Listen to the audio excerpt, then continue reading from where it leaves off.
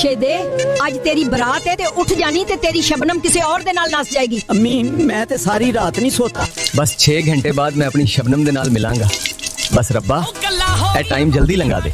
शबनम तेरी खातर अज मैं ठंडे पानी दे नाल नहा रहा वा। तेरी खातर मैं कुछ भी कर सकना वा।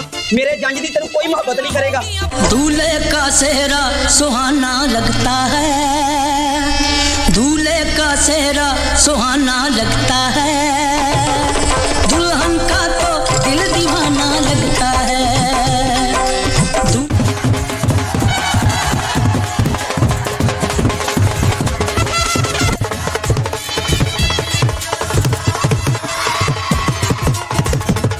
टूर पे ही वहाँ जे नाल मैं लुडियां पावा,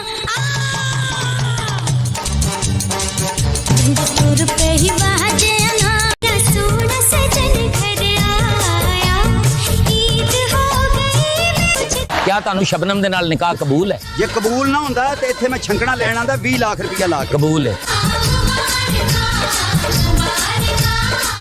मेरे हाथ में तेरा हाथ हो, सारी जन्नतें मेरे साथ हो, तू जो पास हो फिर क्या ये। आखिर अज एह रात आ गई है जिदा मैं 5 साल तो बेसब्री दे नाल इंतजार कीता है।